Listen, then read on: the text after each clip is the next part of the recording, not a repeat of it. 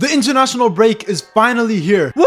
And this is the last match day in the World Cup qualifications. After this international break, we will know majority of the teams that will be competing in the 2026 World Cup. I know a lot of people hate international breaks, but I'm excited because every international break is one step closer to the World Cup. And obviously, the World Cup is partially being held in Canada, which is the country I live in. And there's going to be so much World Cup content coming on this channel. In today's video, I'm going to be telling you guys everything you need to know about this international break. I'm going to be giving you guys my Africa Play-Off Predictions, my Asian Play-Off Predictions. I'm going to be talking about the UEFA teams and which teams are most likely to qualify and which teams may fail as well. But without further ado, let's get right into this video. I'm going to start off with my Africa Play-Off Predictions because this week we will know which team will be selected to go to the Intercontinental Playoffs and have another chance to make it into the World Cup. It is between 4 teams: Nigeria against Gabon and Cameroon against DR Congo. These were the top 4 best teams in the African qualification, and Nigeria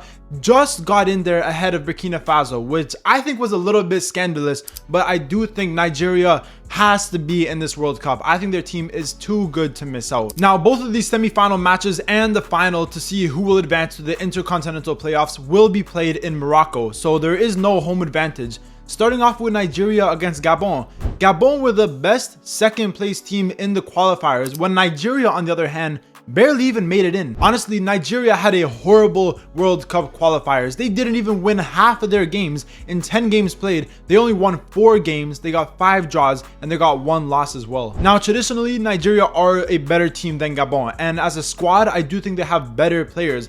But you cannot look past Gabon's attack with players like Aubameyang, Bouanga, and many others. They scored 22 goals in the qualifiers, which is 7 more than what Nigeria scored. But I'm gonna back Nigeria with Victor Osimhen, with some of the other incredible players that they have. I just can't see them failing against Gabon, and for that reason, I think Nigeria will advance to the finals. In the other match, we have Cameroon against DR Congo, and in my opinion, I think DR Congo are the better team here. Now, traditionally, Cameroon are definitely a better team, but in the qualifiers, DR Congo were so close to making it in directly into the World Cup, but they just fell short in the last couple match days. But I do think they are the better team here, and for that reason, I think the final will be between Nigeria and DR Congo. But with that being said, I'm gonna back Nigeria. Now, this would look really bad if they end up losing against Gabon and they get knocked out right away. But I think Nigeria, especially in recent match days, have looked a lot better than they did earlier on in the qualifiers. And for that reason, I do think they will be able to make it into the Intercontinental Playoffs. Moving into the Asian Playoffs, and we are in the final matchup between UAE and Iraq. These teams will play 2 games against each other this week, and only one of them can advance into the Intercontinental Playoffs to get a chance to play in the World Cup. If you look at the FIFA rankings, they do rank Iraq above UAE, as Iraq are ranked 57th place, while UAE are ranked in 67th place. And if you look at recent form, Iraq are the better team, as in their last 3 games they haven't lost,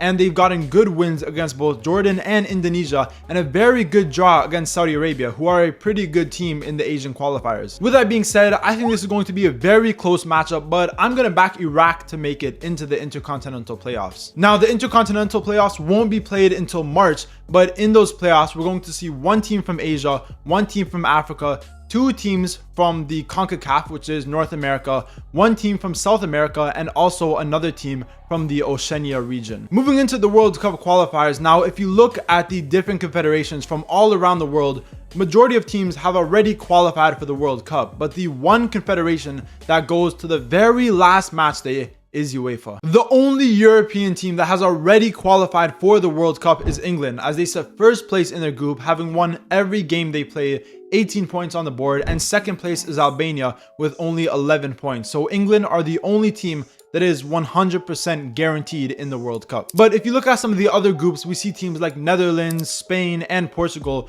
who currently sit first place in their group, a few points ahead of second place, and they are the other nations that look very comfortable and that should finish first place and make it to the World Cup. Now, there is one big nation who currently sit in second place and is looking very unlikely for them to get into the World Cup, and that is my country, Italy. Oh, Here we go again.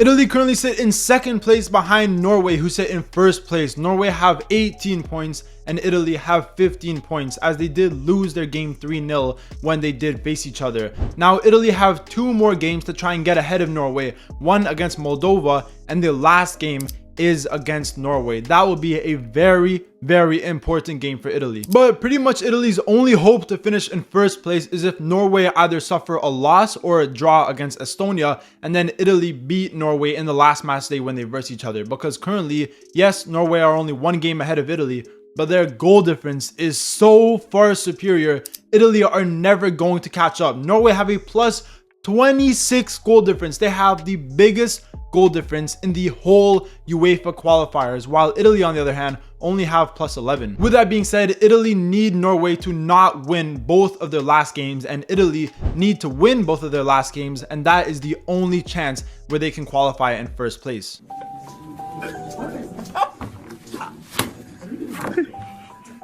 If we move over to Group A, both Germany and Slovakia are currently tied on points, with both teams having 9 points.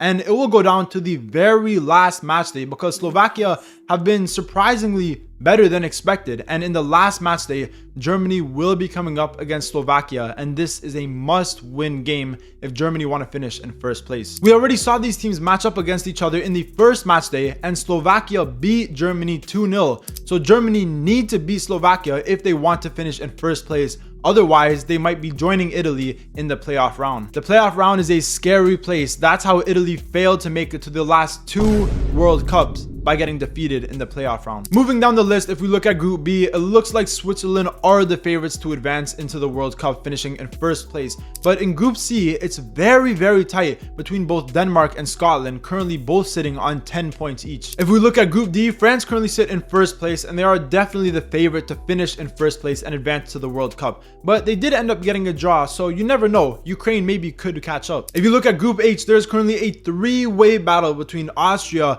Bosnia and Herzegovina, and also Romania. All 3 of these teams sit within 5 points ahead of each other, and their last games are very important to see who is going to advance into the World Cup. If we look at Group J, Belgium do currently sit in first place on 14 points, but 1 point behind them sits North Macedonia, and North Macedonia look like a very good team so far in these qualifiers. They still have not lost. This looks like one of the best North Macedonian teams that we've seen in recent years, and we saw what they did to Italy in the 2022 qualifiers. So you never know, they could finish ahead of Belgium. And finally, in Group L, Croatia currently sit in first place, 3 points ahead of Czech Republic, and it does look like Croatia will most likely finish there. Now, for all the UEFA nations that don't finish in first place, all of the second place teams will be playing in a playoff round that will be taking place in March. And in this round, there will be 12 second place teams, as well as 4 of the best ranked Nations League group winners that didn't finish in the top 2. These 16 teams will then be placed in 4 brackets of 4 teams each,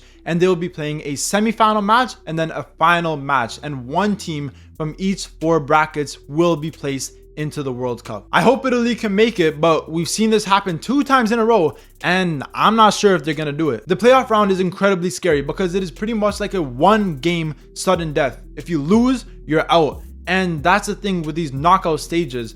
You can be versing a fairly poor team, a team that's ranked way lower than you are, but maybe they get a lucky goal, maybe they get a smash and grab and they beat you, and then you're out of the World Cup. To be honest, I would talk about the CONCACAF qualifiers, but I have no idea how this works. I know Canada, Mexico, and USA are in it, but the other teams, they have to play some sort of playoff round. Only, I think, 2 or 3 teams will make it. I don't know. I have no idea. I would like to talk about it, and I've done research, but I still don't understand it. And that is the end of this video. Those are all the things you need to know heading into the last qualifying match day in this international break. If you guys are excited for the international break and you're excited to see which teams will be playing in the 2026 World Cup, remember to leave a comment down below and I'll be sure to reply to every single comment. And obviously, if you did enjoy this video, remember to leave a like, comment, subscribe, all that good stuff, and stay tuned for more videos.